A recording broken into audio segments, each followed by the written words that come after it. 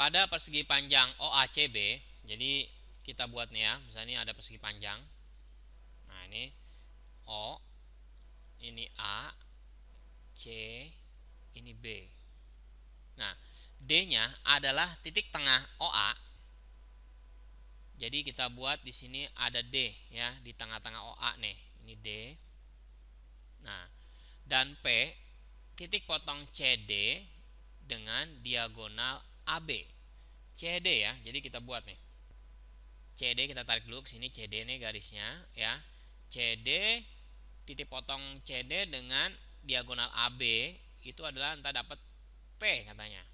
Nah, jadi di sini entah kita tulis di sini adalah P. Gitu ya. Nah, udah gitu jika vektor A itu mewakili OA. Nah, jadi OA itu diwakili dengan A ya. Jadi di sini ya. Ini OA nih, ini sama dengan A kecil ya. Vektor A kecil. Dan B-nya itu OB. Nah, ini OB.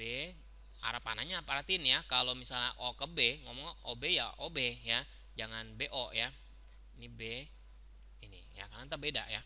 Nah, yang ditanya adalah CP. Berarti kalau CP kan berarti dari C ke P. Jadi kita jangan tanda panah ke sana ya. Kalau ini PC namanya ya. Jadi kita buat CP. CP berarti ke sana. Nah, yang ditanya nih CP.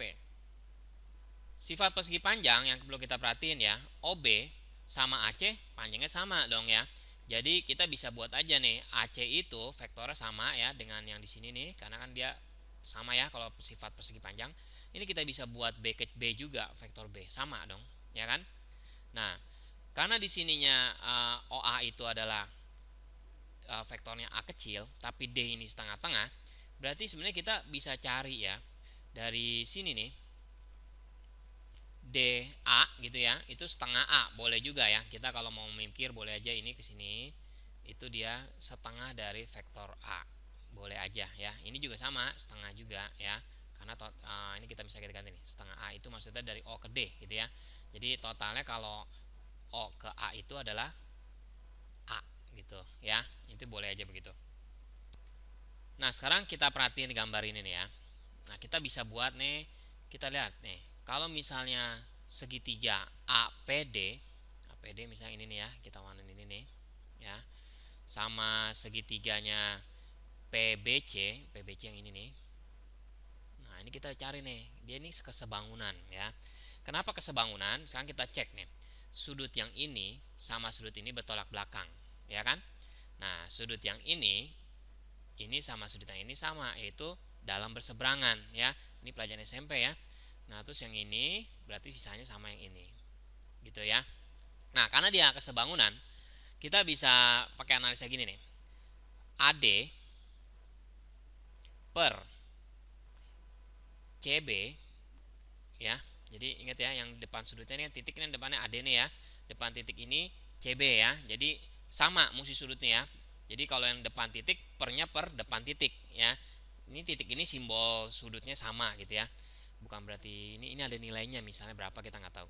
Jadi AD itu per CB itu sama dengan, nah kalau kita lihat di sini yang double ini nih ya, AP depan sudutnya AP dong, garisnya AP ya depannya ya, depan sudut yang ini nih ya, AP per depan sudut yang ini adalah C PB ya kan, PB.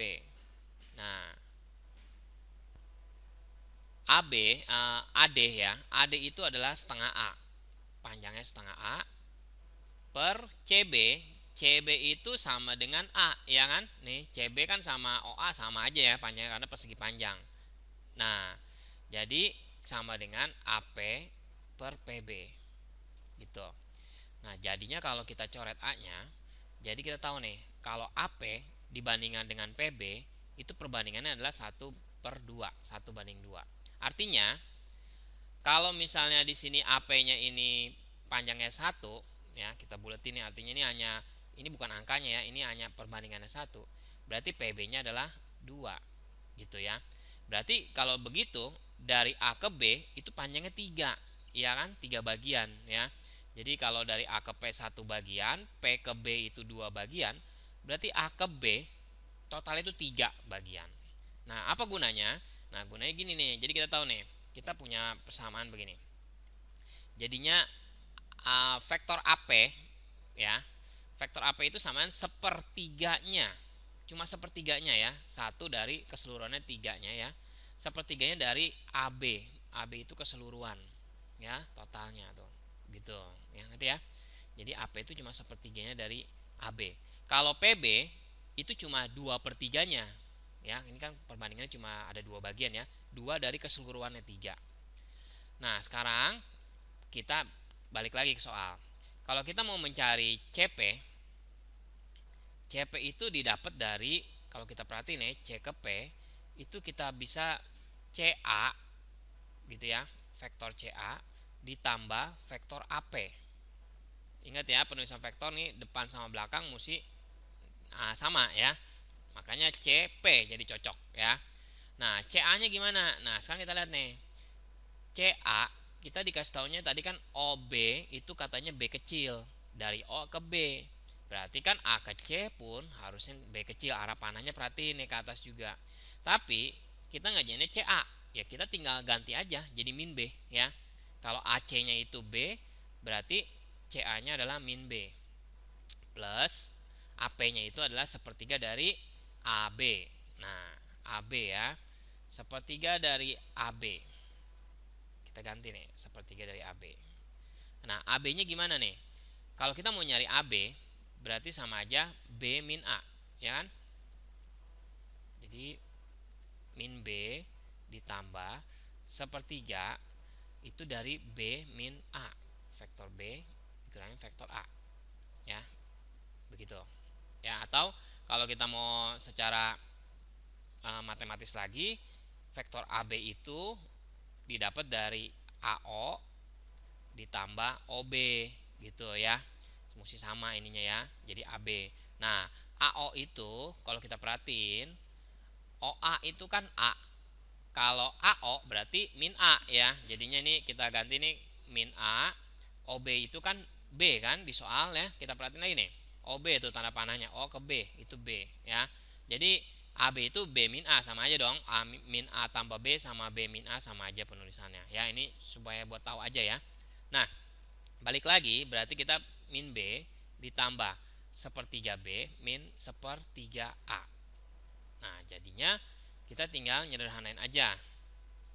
Min sepertiga A min 2/3B jawabannya. Nah, kita udah dapat nih ya, min sepertiga A min 2/3B. Ternyata pilihan kita adalah yang C di sini ya. Nah, kalau ada cara lain nih. Jadi kalau misalnya ini kita buat nyari perbandingan ini nih, AP sama sepertiga AB-nya itu kita nggak pakai perbandingan, boleh aja. Ini kita tarik nih tengah-tengahnya juga ya, supaya sama di sini nih tengah-tengahnya juga. Nah, udah sama tengah-tengahnya, misalnya tengah-tengahnya sama ya. Ini kita bikin garis lagi begitu tuh ya. Nah, berarti ini kayak ini sepertinya membagi 3 bagian sama besar tuh. Ya, ini sama ini. Jadi boleh aja begitu ya. Jadi AP itu sepertiga dari AB, sama aja ya.